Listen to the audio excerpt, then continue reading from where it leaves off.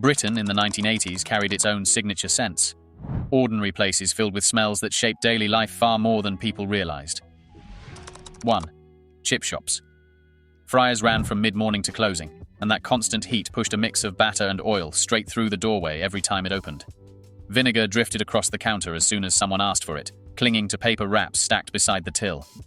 People queued without thinking about the smell settling into coats and school blazers. Most realized it only after reaching home and hanging things by the stairs. Family routines built around these stops made the scent feel almost ordinary. Some went after football practice, some on payday, others only on Fridays, yet the outcome rarely differed. Portions wrapped in thick paper warmed hands on the walk back, and steam seeped through the folds before anyone reached their street. A few clerks in seaside towns logged supplier notes on the oil deliveries each month, which hinted at how often shops refreshed their vats, though the details varied from place to place. Beneath all of that sat the everyday acceptance of fryer fumes rolling into the pavement air. People stepped around them without concern, and they drifted toward nearby shopfronts long before anyone complained about it. 2. Petrol stations. By the late 1980s, many forecourts had bright canopies and branded pumps, but most people remember the air first. Short bursts from the nozzles sent a sharp petrol tang up around the pump, and on cold mornings the vapor seemed to hang lower as drivers stood with collars turned up. Lines painted on the concrete marked out spaces that never quite matched how cars actually queued, and older pumps for leaded often sat closest to the kiosk, while the newer unleaded options were squeezed in wherever they would fit. Trade brochures from the period showed tidy layouts and evenly spaced islands, yet photos from high streets and A roads suggest a messier reality. Tight corners, narrow exits, and cars idling close enough to mix exhaust with the fuel smell in ways that blur later memories. Window squeegees in plastic troughs waited beside nearly every pump, their cloudy water cutting through the film left by lorries and bus spray, and drivers stepped carefully to avoid the damp patches where someone had overfilled and let it run across the concrete. Attached garages handled punctures, exhausts, and quick services, adding tire rubber and solvents to the forecourt air, though some people insist their local station carried almost no petrol scent at all, only damp diesel and traffic. Early loyalty schemes and logo redesigns tried to make these places feel cleaner and more modern, yet the basic experience stayed the same. Stand in the chill, hold the trigger, watch the numbers climb, and breathe in a mix of vapor and idling engines that nobody measured in any useful way.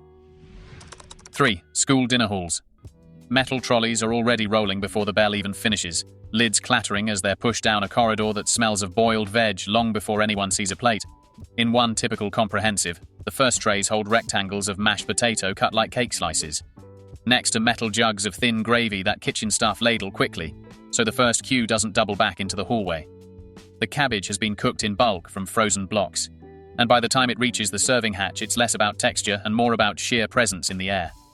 The trays themselves are divided, grey or beige, stacked high and still faintly damp from the morning wash. A dinner lady slides one across, muscle memory taking over as she drops mash, ladles gravy, adds a spoon of something beige labelled as mince or stew depending on the day's rota. Menus sent home talked about balanced meals, rotating options, proper portions. What most pupils remember is a single blended smell that clung to blazers and jumpers until the bus ride home, no matter what the official dish of the day claimed to be. Milk in tiny cartons, wheeled out in plastic crates for first years, added its own note to the room, mixing with floor polish from the corridor outside when the doors were propped open to let some of the heat out. By the time the last year group filed through, trays were streaked, tables speckled with dried mash, and the air above those metal trolleys felt as solid as the gravy cooling in the channels of the plastic plates. 4. Cigarettes. Everywhere. Pub curtains, yellow at the top but still patterned lower down, tell most of the story. In early 80s Britain, roughly a third of adults smoked regularly, so tobacco hung everywhere. In terraced living rooms with glass ashtrays on the arm of the sofa. In open-plan offices where ash fell between typewriter keys. In working men's clubs where the air turned thick before the first domino hit the table. Buses had smoking sections at the back. Trains had entire carriages set aside. And pubs could have cigarette machines by the door, so someone was always lighting up within a few meters of you.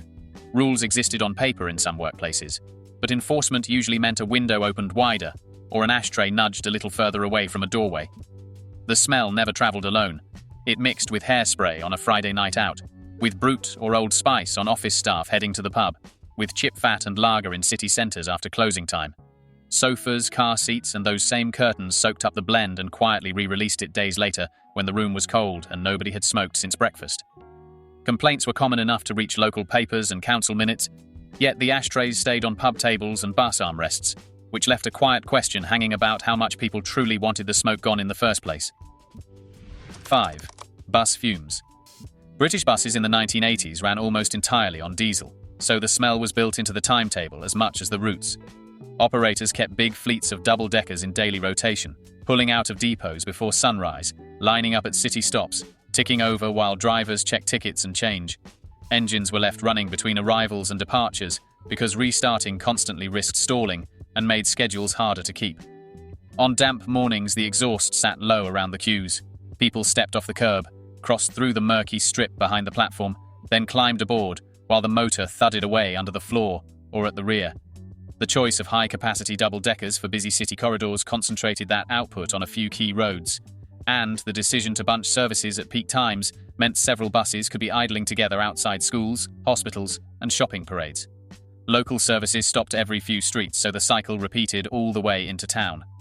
Coaches told a slightly different story. Long-distance firms invested in more streamlined bodies and softer interiors, but most still ran on similar fuel. So intercity stations ended up with parking lanes of vehicles humming gently, heaters on, while drivers waited for departure slots and luggage, leaving faint, shimmering bands of exhaust drifting along the edges of the bays. 6. Carpet shops. The roll is already half unwrapped. Underlay is trimmed in quick rectangles. A fitter in Birmingham described the air as glue and promise, because that sharp, sweet edge came straight from adhesive spread across bare floorboards, mixed with the faint, dusty fibre coming off the cut edges of the pile as knives ran through it. Showrooms leaned into it. Long rows of upright rolls were sorted by shade and thickness. Sample books slapped down on low tables so families could kneel, press their hands into the surface, then stand up with that scent clinging to coats and hair on the walk back to the car. People talked about it as the smell of getting somewhere in life, even when the shop was a small unit on a ring road with a warehouse out back and offcuts stacked in a metal cage, waiting to be carried into terraces and semis that still had old lino in the hallway. Whether anyone thought much about what produced that new feeling is harder to pin down. 7. Launderettes. A lot of launderettes kept spare change under the counter.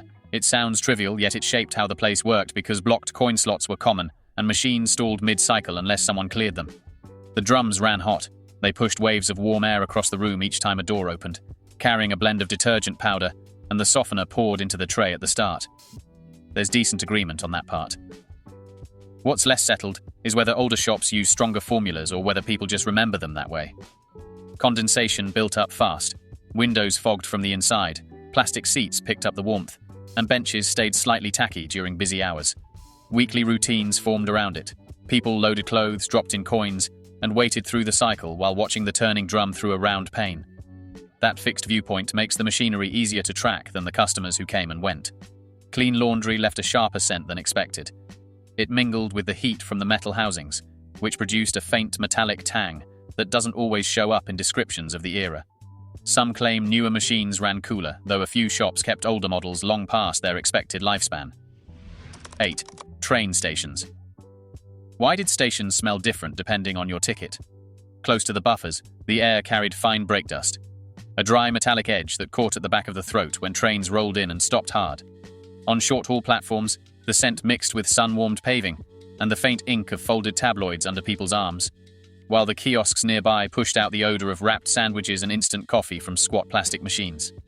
Station catering contracts from the early 80s talk about standardized fillings and pre-packed loaves, yet passengers remember them more as part of the atmosphere than as actual meals, a kind of background haze for the daily queue at the kiosk window and the hurried dash along painted platform lines.